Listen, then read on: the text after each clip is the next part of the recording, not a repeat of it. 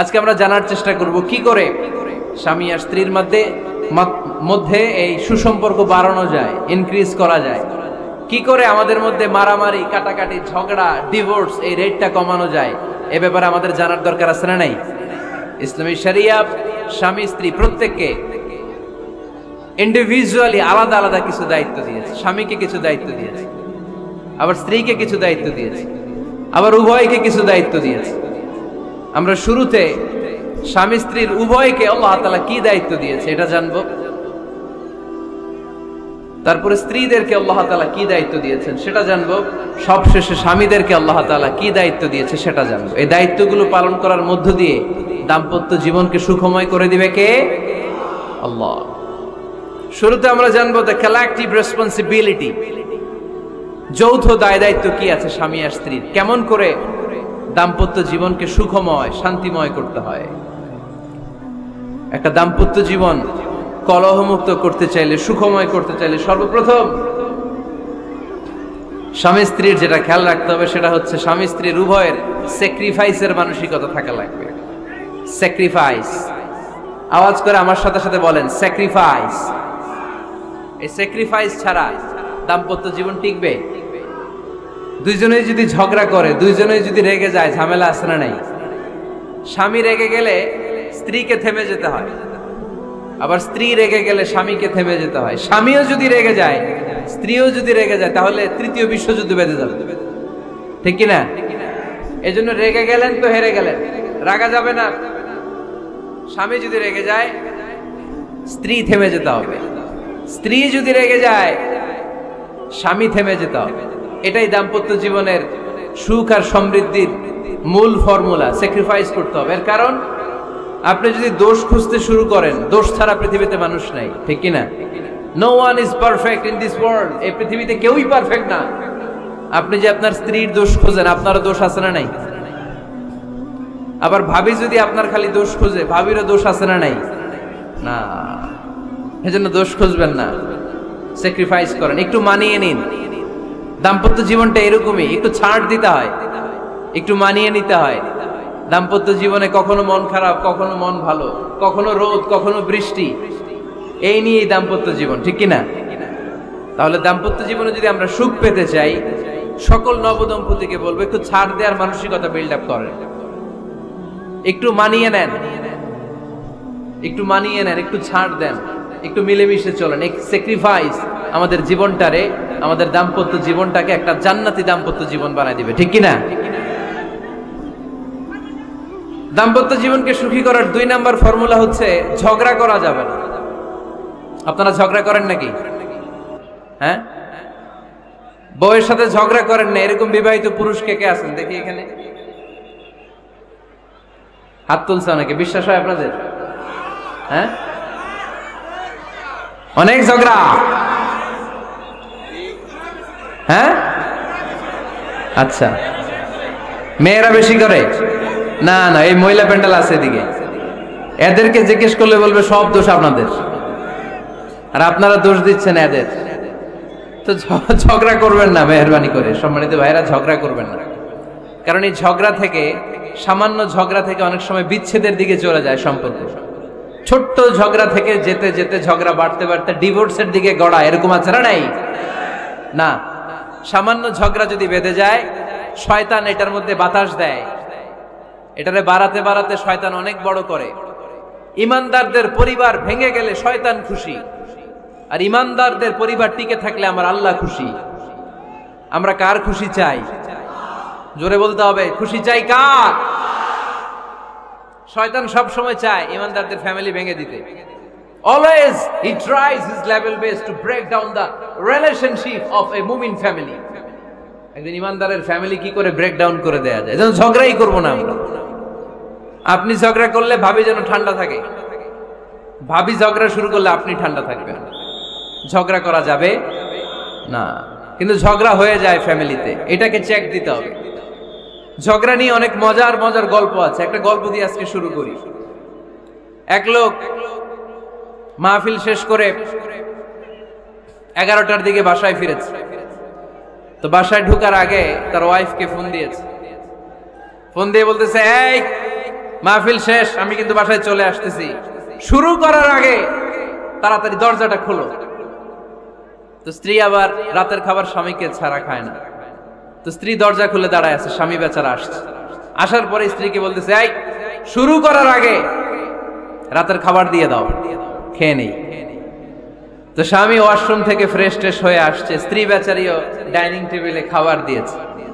এবার স্বামীও খেতে বসেছে, স্ত্রীও খেতে বসেছে। স্বামী আবার বলতে আরম্ভ করছে, শুরু করার আগে ফ্যানটা ছাড়ো, খুব গরম লাগতেছে। এবার তো স্ত্রী রেগে মেগে আগুন, কি আসার পর থেকে শুরু করার আগে, শুরু করার আগে, শুরু করার আগে, কি শুরু করার আগে?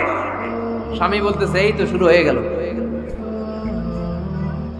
এই শুরু হয়ে গেল। মানে কি? ঝগড়া। নীলফামারীর ভাইয়েরা, এটা শুরু করা যাবে না। শুরু করবেন আপনারা? ঝগড়া করবেন? আমাদের ফ্যামিলিগুলো থেকে ঝগড়াকে আজকে থেকে আমরা নো বলে দিলাম। মানে না, ঝগড়াকে কি বললাম? সবাই বলতে পারেন না, আওয়াজ করে বলেন, ঝগড়াকে আমরা কি বলবো? নো। ঝগড়া করা যাবে না। শয়তান ঝগড়া বাঁধাতে খুব উস্তাদ। সহিহ মুসলিমের হাদিস, ইন্না ইবলিসা ইয়াদাউ আরশাহু আলাল মা সুম্মা ইয়াবআসু সারায়াহু। ইবলিস তার সিংহাসন গেড়েছে সাগরের উপরে। ইবলিসের সিংহাসন কিসের উপরে? বিশাল বড় সাগর আর মহাসাগরের উপরে ইবলিস শয়তান তার সিংহাসন নিয়ে বসা। প্রতিদিন সকাল বেলায় শয়তানগুলোরে মানব রাজ্যে পাঠিয়ে দেয়, যা তোরা মানব রাজ্যে চলে যা, যে মানুষকে ওয়াসওয়াসা দেয়, ওয়াসওয়াসা দিয়ে খারাপ কাজ করা। সারাদিন খারাপ কাজ করার পরে কি কি ওয়াসওয়াসা দিল, কি কি খারাপ কাজ মানুষের মধ্যে ঘটালো, সন্ধ্যা বেলায় সব শয়তানে সেই ইবলিসকে বয়ান শোনায়। সন্ধ্যা বেলায় শয়তানগুলো এসে বলে, আমি এক লোককে দিয়ে মিথ্যা কথা বলিয়েছি। আরেক শয়তান বলে, আমি নামাজ কাজা করিয়েছি এক আল্লাহর বান্দাকে দিয়ে। আরেকজন বলে, আমি ওজনে কম দিয়েছি। আরেকজন বলে, আমি সুদের ব্যবসার মধ্যে টাকা লাগানোর ব্যবস্থা করে দিয়েছি। এক একজন এক একটা ওয়াসওয়াসা দিয়ে আল্লাহর মুমিন বান্দাদেরকে ধোঁকা দিয়েছে। এগুলোর ফিরিস্তি এসে সব শয়তানেরা ইবলিসকে শোনায়, কিন্তু কোনো কথাতে ইবলিসের মন ভরে না। কোন শয়তান এসে বলে, আমি তো এমন মদের আড্ডাখানায় নিয়ে গেছি আল্লাহর বান্দাদেরকে, এগুলো নামাজই পড়ে নাই, খালি মদ খেয়েছে। আবার কিছু শয়তান এসে বলে, আমি ক্যাসিনোতে নিয়ে গেছি, ওখানে খালি জুয়া খেলছে। আবার কিছু শয়তান এসে বলে, আমি বাজারের মধ্যে ফরমালিনের এই ওয়াসওয়াসা ঢুকায় দিছি। একটার পর একটা শয়তানি ফিরিস্তি তারা ইবলিসকে শোনায়, কিন্তু কোনো কাজই ইবলিসের মন ভরাতে পারে না। একজন এসে বলে, আনা মা তারাকতুহু বাইনার রাজুলি ওয়া ইমরাআতিহি হাত্তা ফাররাখতু। আমি একজন ইমানদার নারী পুরুষের মধ্যে ঝগড়া লাগায়া ওই ঝগড়া বাড়াতে বাড়াতে বাড়াতে বাড়াতে তালাক পর্যন্ত নিয়ে গেছি। নাউজুবিল্লাহ পড়বেন না? শয়তান এবার তার উপর খুশি হয়ে যায়। সব শয়তানগুলোকে ঠেলে ইবলিস এই শয়তানকে কাঁধে তুলে নাচতে শুরু করে দেয়। কারণ মুমিন বান্দার সংসার যদি ভেঙে যায় শয়তান খুশি হয়ে যায়, আর মুমিন বান্দার সংসার টিকে থাকলে খুশি হয়ে যায় কে? এজন্য নীলফামারীর ভাইরা, ঝগড়া করা যাবে না। দাম্পত্য জীবনকে সুখী করতে চাইলে ঝগড়াকে আমরা নো বলে দিব। ঝগড়া অনেক সময় হবে, কিন্তু এটাকে বাড়তে দেয়া যাবে না, এটাকে আমরা স্পেস দিব না, ওইখানে থামায় দিতে হবে। রাজি আছেন তো সবাই? আল্লাহ রাসূল সাল্লাল্লাহু আলাইহি ওয়াসাল্লামের ফ্যামিলিতে ঝগড়া হতো। আম্মা জান আয়েশা রাদিয়াল্লাহু তাআলা আনহার সাথে আল্লাহ রাসূল সাল্লাল্লাহু আলাইহি ওয়াসাল্লামের ঝগড়া হতো, হাদিসে পাওয়া যায়। কিন্তু এগুলো ছিল মধুর ঝগড়া, সুন্দর ঝগড়া। সুবহানাল্লাহ পড়েন। আল্লাহর হাবিব বলেন, ইয়া আয়েশা ইন্নী লা আ'লামু ইযা কুনতি আন্নী রাদিয়া ওয়া ইযা কুনতি আলাইয়া গাদবা। ও আয়েশা, তুমি কখন আমার উপর রেগে থাকো সেটাও আমি বুঝি, আবার কখন খুশি থাকো সেটাও বুঝি। আম্মা জান আয়েশা বললেন, ইয়া রাসূলুল্লাহ, ইয়া হাবিবাল্লাহ, কেমন করে আপনি বুঝেন যে আমি আপনার উপর রেগে আছি, আবার কেমন করে আপনি বুঝেন আমি আপনার উপর সন্তুষ্ট আছি? বিশ্বনবী বললেন, আয়েশা, তুমি যখন আমার উপরে খুশি থাকো, আমার উপর যখন তুমি রাজি থাকো, তখন তুমি দোয়ার সময় এইভাবে দোয়া করো, ওয়া রাব্বি মুহাম্মাদ, মুহাম্মাদের রব, আপনি আমাদের সব গুনাহগুলো মাফ করে দেন। আর যখন তুমি আমার উপর রেগে থাকো, তখন তুমি আমার নামটা মুখ দিয়ে উচ্চারণ করো না। ও আয়েশা, তখন তুমি দোয়ার সময় বলতে থাকো, ওয়া রাব্বি ইব্রাহিম, ইব্রাহিমের রব, আপনি আমাদের সব গুনাহগুলো মাফ করে দেন। যখন তুমি খুশি তখন আমার নামটা মুখে নাও, যখন তুমি আমার উপর রেগে থাকো তখন তুমি আমার নামটা মুখে নিতে চাও না। আম্মা জান আয়েশা বললেন, ইয়া রাসূলুল্লাহ ইয়া হাবিবাল্লাহ মা আহজুরু ইল্লা ইসমাক, আমি শুধু আমার মুখ থেকে আপনার নামটারে সরায় রাখি, আমার হৃদয় থেকে কোনোদিন আপনারে সরাতে পারি না। মা আহজুরু ইল্লা ইসমাক, নবী হে, আমি তো শুধু মুখ থেকে আপনার নামটারে বাদ দেই, আমার হৃদয় থেকে তো আপনারে বাদ দিতে পারি না। আমার হৃদয় পুরোটা জুড়ে শুধু আপনি আর আপনি। চিল্লায় পড়েন আল্লাহু আকবার। তার মানে আম্মা জান আয়েশাও আল্লাহ রাসূল সাল্লাল্লাহু আলাইহি ওয়াসাল্লামের উপর রেগে থাকতেন মাঝে মাঝে, বিশ্বনবী মাঝে মাঝে রাগ করতেন। একবার খুব বেশি রাগারাগি হয়ে গেল, অনেক ঝগড়া হয়ে গেল। এবার আল্লাহ রাসূল সাল্লাল্লাহু আলাইহি ওয়াসাল্লাম খেয়াল করলেন না, এত ঝগড়া তো করা ঠিক হবে না। তখন আল্লাহর হাবিব সাল্লাল্লাহু আলাইহি ওয়াসাল্লাম বললেন, আয়েশা চলো মিটমাট করি। কি করি? হ্যাঁ, মিউচুয়াল করি না, মিটমাট। এই যে ঝগড়া লাগলে আবার যে মিলায় দেয়, এটার কি বলেন আপনারা নীলফামারীতে? মিটমাট। আল্লাহর হাবিব সাল্লাল্লাহু আলাইহি ওয়াসাল্লাম বললেন, আয়েশা চলো আমরা মিটমাট করি, আমরা আর ঝগড়া না করি। আম্মা জান আয়েশা বললেন, ঠিক আছে চলেন মিটমাট করি। বিশ্বনবী বললেন, ঠিক আছে একজনকে নিয়ে আসি যে দুইজনের মাঝে মিটমাট করাই দিবে। কারে নিয়ে আসবে? ওমরে ফারুককে নিয়ে আসি। আম্মা জান আয়েশা বলে, না, ওমরও গলিদ, ওমরের মেজাজ গরম, আমার ভয় লাগে। সুবহানাল্লাহ পড়বেন না? বিশ্বনবী বললেন, তাহলে তোমার আব্বারে নিয়ে আসি। কই নিয়ে আসেন, আব্বারে খুব ভাল লাগে। বিশ্বনবী বললেন, ঠিক আছে তোমার কথাই রইলো, ওমরকে ডাকবো না, তোমার আব্বা আবু বকরকে নিয়ে আসবো। বিশ্বনবী মিটমাট করার জন্য সাইয়েদনা আবু বকর রাদিয়াল্লাহু তাআলা আনহুকে ডেকে নিয়ে আসলেন। সাইয়েদনা আবু বকর রাদিয়াল্লাহু তাআলা আনহু ঘরে ঢুকলেন। বিশ্বনবী বললেন, আয়েশা আমার আর তোমার মাঝে কি নিয়ে ঝগড়া হয়েছে, কথাটা কি তুমি বলবা নাকি আমি বলবো?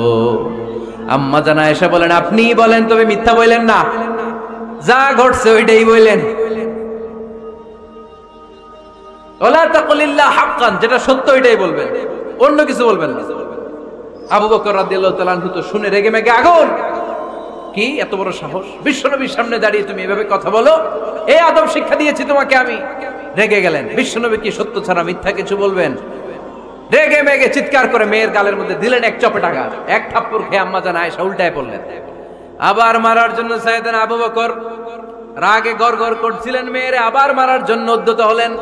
বিশ্বনবী অবস্থা ভয়ঙ্কর দেখে সাইয়েদনা আবু বকরের সামনে দুই হাত মেলে এইভাবে দাঁড়িয়ে গেলেন। বিশ্বনবীকে যখন আবু বকর রাদিয়াল্লাহু তাআলা আনহু দাঁড়াতে দেখলেন, সাইয়েদনা আবু বকর মুহূর্তের মধ্যে থেমে গেলেন। সুবহানাল্লাহ পড়েন। সাইয়েদনা আবু বকর রাদিয়াল্লাহু তাআলা আনহু ঘর থেকে বের হয়ে গেলেন। এবার বিশ্বনবী আম্মা জান আয়েশার কাছে যেয়ে বলেন, ও আয়েশা দেখো, আমি তোমারে মাইর থেকে বাঁচাইলাম, আমি না থাকলে তোমার বাবা তোমারে আসে শেষ করে ফেলতো, ঠিক কি না? আমি বাঁচাইছি তোমারে। ইয়া আয়েশা কাইফা রাআইতিনি আনখাসতুকি মিনার রাজুল, দেখছো আয়েশা কেমনে বাঁচাইলাম তোমারে? আজকে আমি না থাকলে এমন পিট্টি দিতে তোমার বাবা, একেবারে খবর হয়ে যায়। আম্মা জান আয়েশা লজ্জায় পড়ে গেলেন, হেসে দিলেন। বিশ্বনবীও হেসে দিলেন। সুবহানাল্লাহ পড়েন। দুইজনের এই হাসির আওয়াজ ঘরের বাইরে থেকে সাইয়েদনা আবু বকর শুনতে পেলেন। উনি শুনে তো অবাক, কিরে এতক্ষণ তৃতীয় বিশ্বযুদ্ধ, এখন আবার হাসে। ঘরে ঢুকলেন। ঘরে ঢুকার পরে আবু বকর রাদিয়াল্লাহু তাআলা আনহু বিশ্বনবীরে বলেন, ইয়া রাসূলুল্লাহ আশরিকানি ফি সিলমিকুমা কামা আশরাকতুমানি ফি হারবিকুমা। হে আল্লাহর রাসূল, আপনারা দুইজন ঝগড়া লাগলে মিটমাট করার জন্য আমারে যেমনি ডাকেন, আপনারা যখন সুখ আনন্দ আর হাসাহাসিতে ব্যস্ত থাকেন, ওই হাসির সময়গুলোতে শেয়ার করার জন্য তখনও আমার একটু ডাইকেন। পড়েন সুবহানাল্লাহ। ও নবী, শুধু ঝগড়ার সময় ডাইকেন না, শুধু মিলায়া দেওয়ার জন্য ডাকবেন না। আপনাদের মধ্যে যখন সুখকর আনন্দময় হাসাহাসির মুহূর্তগুলো কাটে, ওই মুহূর্তগুলোতেও আমাকে এনে আপনারা শেয়ার করে দিয়েন। পড়েন সুবহানাল্লাহ। মুসনাদে আহমদ ইবনে হাম্বলের হাদিস। এই হাদিস প্রমাণ করে আল্লাহ রাসূল সাল্লাল্লাহু আলাইহি ওয়াসাল্লামের ঘরেও ঝগড়া হতো স্ত্রীদের সাথে, তবে মধুর ঝগড়া, শিক্ষণীয় ঝগড়া। আওয়াজ করে বলতে হবে, ঠিক কি না? এজন্য ঝগড়া হবে, কিন্তু ঝগড়াকে বাড়তে দেয়া যাবে। তাহলে দাম্পত্য জীবন সুখময় করতে চাইলে 1 নম্বরে স্যাক্রিফাইস, 2 নম্বরে ঝগড়াকে আমরা কি বলে দিছি আজকে? ভুলে গেছি। ঝগড়াকে কি বলবো? নো। তাসলিমা নামে একটি মেয়ে হারিয়ে গেছে। ওসি সাহেব বলেছেন পিছনে পুলিশের কাছে যদি পাঠিয়ে দিতে পারেন ভালো হয়। ছোট্ট মেয়ে থেকে দেখলে জিজ্ঞেস করবেন তোমার নাম কি, যদি বলে তাসলিমা, 6 বছর বয়স, ওকে পাঠিয়ে দিবেন। 3 নাম্বার, দাম্পত্য জীবন সুখময় করতে চাইলে দাম্পত্য জীবনের কোনো গোপন কথা কারোর সাথে শেয়ার করা যাবে না। এটা কবিরা গুনাহ, এটাকে হারাম বলে ঘোষণা দিয়েছে কে? এটাকে বিষ্ণু বলেছেন আযমুল আমানা। স্বামী স্ত্রীর মধ্যে যে অন্তরঙ্গ মুহূর্ত কাটে, এই মুহূর্তগুলোর কথা কারোর সাথে শেয়ার করা যাবে? নীলফামারীর যুবক ভাইরা চিল্লায় বলে, এগুলো শেয়ার করা যাবে? বিষ্ণু বললেন, খবরদার, এটা আযমুল আমানা। স্বামীর সবকিছু স্ত্রীর কাছে আমানত, স্ত্রীর সবকিছু স্বামীর কাছে আমানত। আবার বিষ্ণু বলেছেন, যারা স্বামী স্ত্রীর গোপন দাম্পত্য জীবনের কথা অন্যের কাছে শেয়ার করে দেয়, তারা হলো আশারুন নাস, পৃথিবীর মধ্যে সবচাইতে নিকৃষ্ট মানুষ। এরা নিকৃষ্ট, এদের চাইতে নিকৃষ্ট আর কেউ হতে পারে না। উলাইকা কাল আনআম বাল হুম আদাল।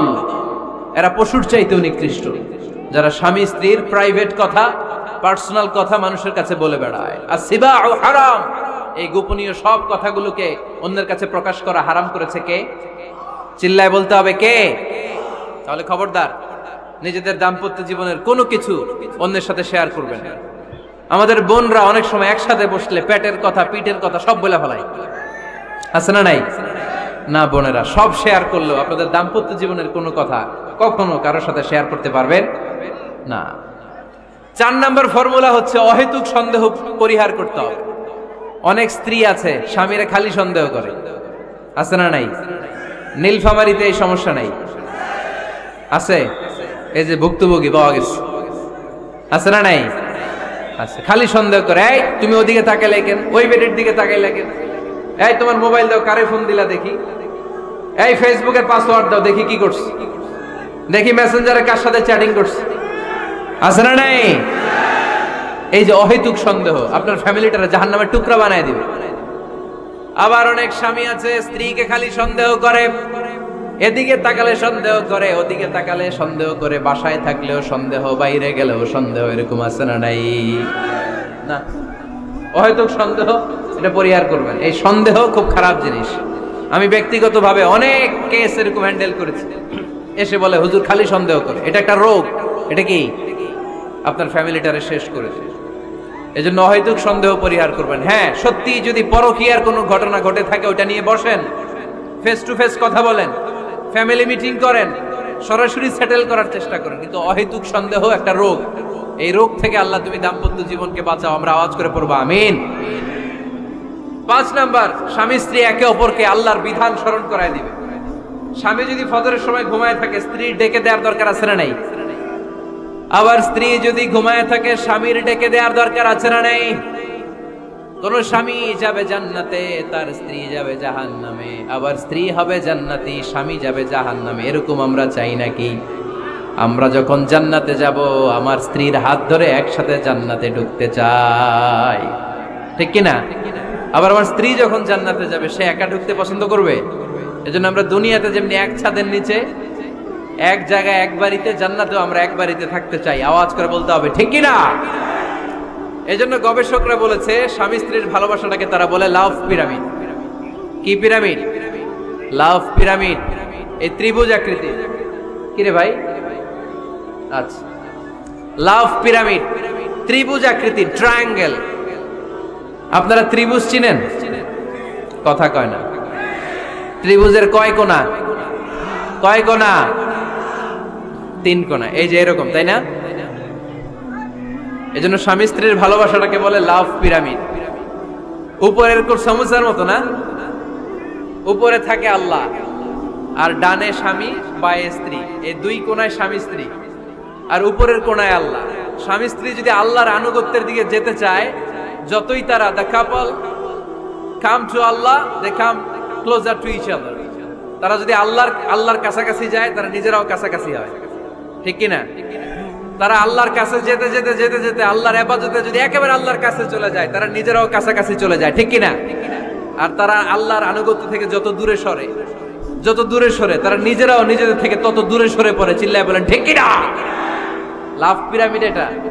এজন্য the closer the couple comes to Allah, the closer the couple comes to each other। কাপল, স্বামী স্ত্রী আল্লাহর ভালোবাসা নিজের মধ্যে যত গাঢ় করবে, আল্লাহর আনুগত্য যত বেশি করবে, আল্লাহর ইবাদত যত করবে, নিজেরাও তত কাছাকাছি আসবে। আর আল্লাহরে যত ভুলবে, নিজেদের মধ্যে বড় বড় ফারাক করে দিবে কে? তাহলে এই 5টা বিষয় স্বামী স্ত্রীর উভয়ের উপর বর্তায়। এগুলো মেনে চললে দাম্পত্য জীবনকে সুখময় করে দিবে কে? আল্লাহ।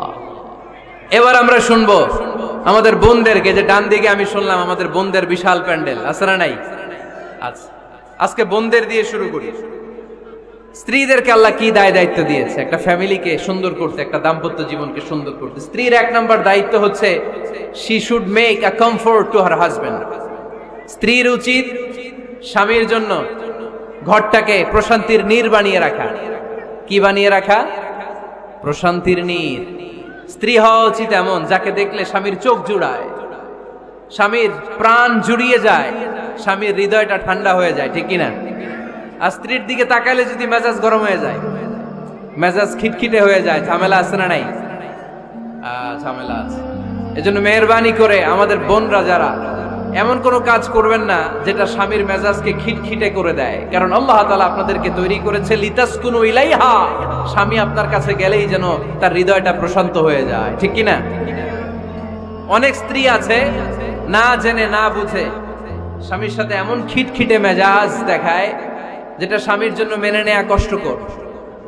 আমি একটা জরিপে পড়েছি, পৃথিবীর অনেক স্বামী স্ত্রীর কারণে হার্ট অ্যাটাক করে মারা যায়। আছে না নাই? এই তো ভুক্তভোগী পাওয়া গেছে।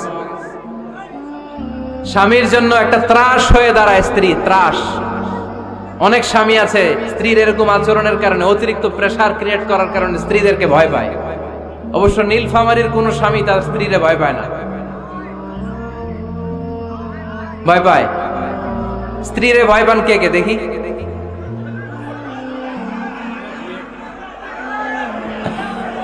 ভয় পান আপনারা? ভয় পান? হ্যাঁ, এক অফিসের বড় সাহেব তার স্ত্রীরে খুব ভয় পায়, প্রচন্ড ভয় পায়। তো সে মনে মনে ভাবলো, দেখি আমার অফিসের যারা স্টাফ আছে, ম্যানেজাররা আছে, এরা কতটুকু ভয় পায়, এরা ভয় পায় কিনা। তো একদিন সকালবেলা অফিসের সব স্টাফ গুলোর একসাথে দাঁড় করায় বলতেছে, এই আপনারা যারা যারা আপনাদের স্ত্রীদেরকে ভয় পান তারা ডান দিকে যান, আর যারা স্ত্রীকে ভয় পান না এরা বাম দিকে যান। অফিসের সব কর্মচারী ডান দিকে চলে গেছে, সবাই ভয় পায়, একজন শুধু বাম দিকে। বাম দিকে কয়জন? ভয় পায় না। আর যারা ভয় পায় এরা ডান দিকে, ডান দিকে সবাই। তো বড় সাহেব ভাবছে, আলহামদুলিল্লাহ আমার অফিসে একজন হইলেও বীর পুরুষ আছে। তো বীর পুরুষের কাছে যেয়ে বলে, ঘটনা কি, আপনি মোটেও ভয় পান না? কয়, স্যার প্রতিদিন অফিস করার জন্য যখন ঘর থেকে বের হয় আমার বউ আমারে বলে দেয়, খবরদার সবাই যেদিকে যায় তুমি কিন্তু ওই দিকে যাইবা না, সবাই যেদিকে যায় তুমি ওইদিকে গেলে খবর আছে। বড় সাহেবকে খবরদার, এটা তো আরো ডরায়, ঠিক কিনা? এজন্য বোনদেরকে বলবো, লিতাসকুনু ইলাইহা, এমন ভাবে আপনি আপনার স্বামীর সামনে নিজেকে প্রেজেন্ট করেন যাকে আপনাকে দেখলে আপনার স্বামীর চোখ জুড়িয়ে যায়, হৃদয়টা প্রশান্ত হয়ে যায়, আপনাকে দেখলেই আপনাকে ভালোবাসতে মনে চায়, ঠিক কিনা? এজন্য রব্বুল আলামিন বলেন, আমি নারীদেরকে তৈরি করেছি লিতাসকুনু ইলাইহা, যেন পুরুষেরা স্ত্রীদের সংস্পর্শ যখন পায় পুরুষদের হৃদয়টারে প্রশান্ত করে দেয় কে? রব্বুল আলামিন বলেছেন, খাদিজার জন্য জান্নাতে আমি এমন একটা ঘর বানিয়েছি যেই ঘরের মধ্যে কোনো বিশৃঙ্খলা নাই। খাদিজার জন্য জান্নাতে এমন একটা প্রাসাদ আমি বানিয়েছি যেই প্রাসাদের মধ্যে কোনো আওয়াজ নাই, কোনো কোলাহল নাই। কুরাইশদের মাঝে যখন দাওয়াত দিতেন সব বিশৃঙ্খলা, ঝামেলা, গোলমাল শেষ করে রাতের বেলায় যখন খাদিজার ঘরে বিশ্বনবী ঢুকতেন, বিশ্বনবীর হৃদয়টারে প্রশান্ত করে দিত কে? আম্মাজান খাদিজা বিশ্বনবী সাল্লাল্লাহু আলাইহি ওয়াসাল্লামের জন্য এমন ঘর উপহার দিয়েছেন যেই ঘরে বিশ্বনবী আসলে বিশ্বনবীর হৃদয়টা ঠান্ডা হয়ে যেত। সুবহানাল্লাহ পড়েন। অনেক স্ত্রী আছে স্বামী ঘরে ঢুকলেই ঘরে আটা নাই, রুটি নাই, চাল নাই, ডাল নাই, এটা লাগবে ওইটা লাগবে, ওখানে যেতে হবে, একটার পর একটা ফিরিস্তি বলে বেড়ায়, আছে না নাই? না, এটা করবেন না। আপনার কি লাগবে এই সব দায়িত্ব আল্লাহ তাআলা স্বামীকে দিয়েছে, স্বামীকে জানাবেন, তবে ধীরে সুস্থে, ধীরে সুস্থে স্বামীর জন্য ঘরটাকে এমন করে রাখতে হবে যেন ঘরে ঢুকলেই স্বামীর হৃদয়টারে প্রশান্ত করে দেয় কে? এজন্য স্ত্রীর প্রথম দায়িত্ব ঘরটারে প্রশান্তির নীড় বানানো। এখানে কি আবার কি, আবার কি এখানে মারামারি? দুই দল নাকি?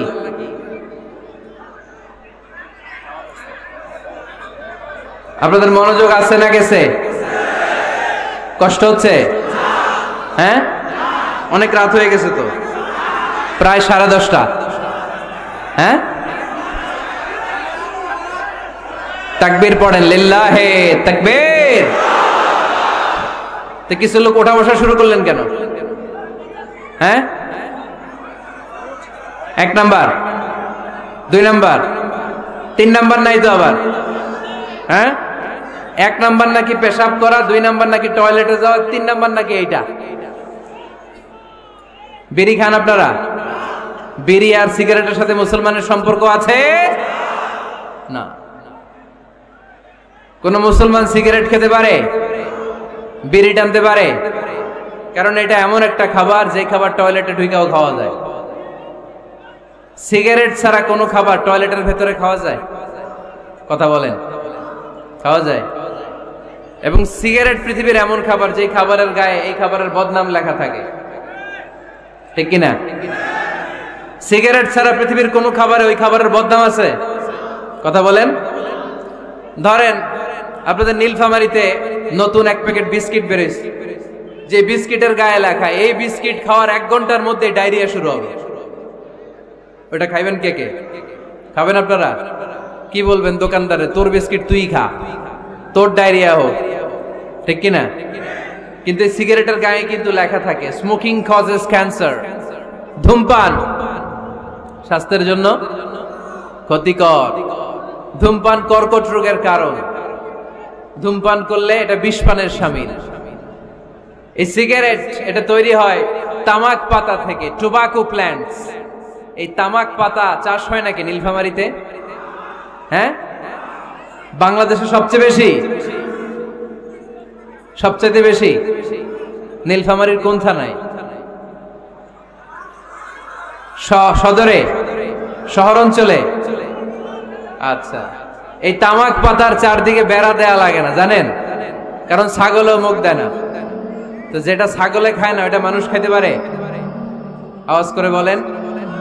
তাহলে ঝগড়ারে যেমনি আজকে আমরা নো বলে দিলাম, এই সিগারেট, এই মাদক, এগুলাকে আজকের প্রোগ্রাম থেকে আমরা নো বলে দিব। পারা যাবে?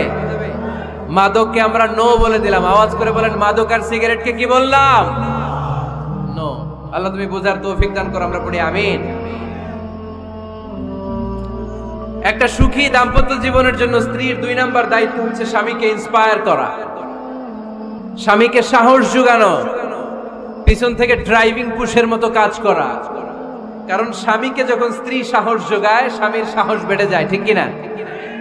আল্লাহর হাবিব সাল্লাল্লাহু আলাইহি ওয়াসাল্লামের কাছে কোরআনের আয়াত নাযিল হলো, ইকরা বিসমি রাব্বিকাল্লাযী খালাক, খালাকাল ইনসানা মিন আলাক, ইকরা ওয়া রাব্বুকাল আকরাম الذي علم بالقلم علم الإنسان ما لم يعلم। পড়েন আল্লাহু আকবার। সূরাতুল আলাকের 5 আয়াত হেরা গুহায় যখন নাজিল হয়ে গেল, বিশ্বনবী সাইয়েদনা জিবরাইলকে নিজ আকৃতিতে দেখলেন। পা থেকে মাথা পর্যন্ত দেখে বিশ্বনবী ভয় পেয়ে গেলেন। বিশ্বনবী সাল্লাল্লাহু আলাইহি ওয়াসাল্লাম জীবনে 2 বার সাইয়েদনা জিবরাইল আলাইহিস সালামকে ওনার আসল আকৃতিতে দেখেছিল। আওয়াজ করে বলতে হবে কয়বার? 1 হচ্ছে মেরাজ রজনীতে সিদরাতুল মুনতাহায়, 2 হচ্ছে প্রথম যখন কোরআনের আয়াত নাজিল হয়, বিষ্ণু ইসা ইসলাম দেখলেন বিশাল একজন ব্যক্তি, পাটা হচ্ছে হেরা গুহায় আর মাথাটা হচ্ছে আকাশের উপরে। এই বিশাল একটা লোক, সে কোরআনের 5 আয়াত নিয়ে এসেছে সূরাতুল আলাক, আর বলতে শুরু করেছে, ইয়া মুহাম্মদ ইকরা, আপনি পড়ুন, আপনি পড়ুন, আপনি পড়ুন। 3 বার পড়ার আদেশ করার পরে বিষ্ণু ইসা ইসলাম পড়তে আরম্ভ করলেন, ইকরা বিসমি রাব্বিকাল্লাযী খালাক, খালাকাল ইনসানা মিন আলাক, ইকরা ওয়া রাব্বুকাল আকরাম আল্লাযী আল্লামা বিল কলম আল্লামাল ইনসানা মা লাম ইয়ালাম। বিষ্ণু ইসা ইসলাম পড়তে আরম্ভ করলেন। প্রথম কোরআনের আয়াত যখন নাজিল হয়ে গেল, বিষ্ণু ইসা ইসলাম ভয় পেয়ে গেলেন। হাত নাড়াচ্ছেন কেন আপনারা? হ্যাঁ, কি স্ক্রিনে দেখা যায়? আহারে কি আনন্দ, আকাশে বাতাসে সবাই খুশির ঠেলায়, খুশিতে আনন্দে ঠেলায় না? আল্লাহর হাবিব সাল্লাল্লাহু আলাইহি ওয়াসাল্লাম ভয় পেয়ে গেলেন। আপনাদের মনোযোগ তো নাই মনে হচ্ছে, তা হাত নাড়াচ্ছেন কেন? এদিকে তাকান। খরগোশের কানের মতো কান দুইটারে খাড়া করে, কোরআনের আয়াত যখন নাজিল হলো, আল্লাহ রাসূল সাল্লাল্লাহু আলাইহি ওয়াসাল্লাম ভয় পেয়ে গেলেন। বিষ্ণু নবী সাল্লাল্লাহু আলাইহি ওয়াসাল্লামের হৃদয় কাঁপতে আরম্ভ করলো। কোরআনের 5 আয়াত নিয়ে হেরা গুহা থেকে বিশ্বনবী আম্মা জান খাদিজাতুল কুবরা রাদিয়াল্লাহু তাআলা আনহার কাছে চলে আসলেন। এসে ডেকে বললেন, খাদিজা জাম্মিলুনি জাম্মিলুনি, কম্বল দিয়ে তুমি আমারে চাপা দাও, আমার ভয় লাগছে, মনে হয় আমি বাঁচবো না। আম্মা জান খাদিজা বললেন, কি হয়েছে আপনার? বিশ্বনবী বললেন, বিশাল বড় একটা লোক কোরআনের 5 আয়াত নিয়ে এসেছে। ওই লোকের পা হেরা গুহার মধ্যে, মাথাটা আকাশের উপরে, এত বিশাল সত্তা, বিশাল কোন মানুষ জীবনে আমি দেখি নাই। এসে সে পরিচয় দিয়েছে সে নাকি জিব্রাইল ফেরেশতা। বিশ্বনবী বললেন, মনে হয় আমি বাঁচবো না, আমার জ্বর চলে এসেছে, আমার হৃদয়ের মধ্যে কাঁপুনি শুরু হয়েছে, তুমি আমারে কম্বল দিয়ে চাপা দাও।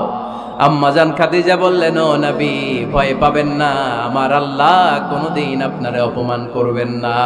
সুবহানাল্লাহ পড়েন। ওয়াল্লাহি ওয়াল্লাহি লা ইউখজিক আল্লাহু আবাদা।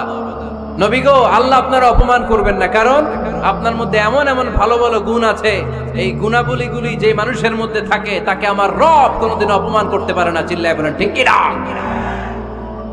নবী হে, ইন্নাকা লা তাসিলুর রাহিমা, আপনি আত্মীয়তার সম্পর্ক বজায় রাখেন। ও নবী, তাসদুকুল হাদিসা, সব সময় আপনি সত্য কথা বলেন। ওয়া তাহমিলুল কাল্লা, আপনি মানুষের বোঝা টেনে দেন।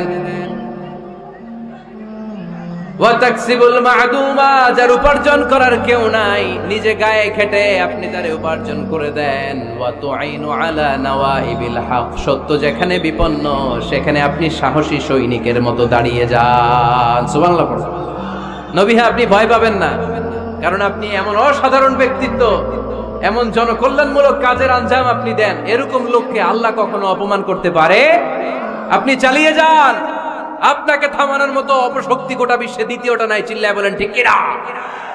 বিশ্বনবীকে সাহস জুগিয়েছেন, এরকম সাহস জোগানোর মতো স্ত্রী আমাদের দরকার আছে না নাই?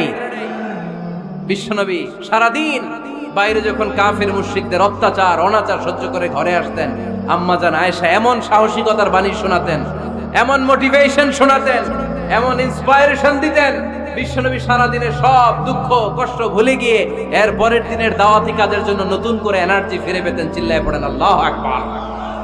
এজন্য স্ত্রীর 2 নাম্বার কাজ হচ্ছে স্বামীকে সাহস যোগানো। 2 নাম্বার কাজ কি? স্বামীকে সাহস যোগানো, স্বামীকে সাপোর্ট দেয়া।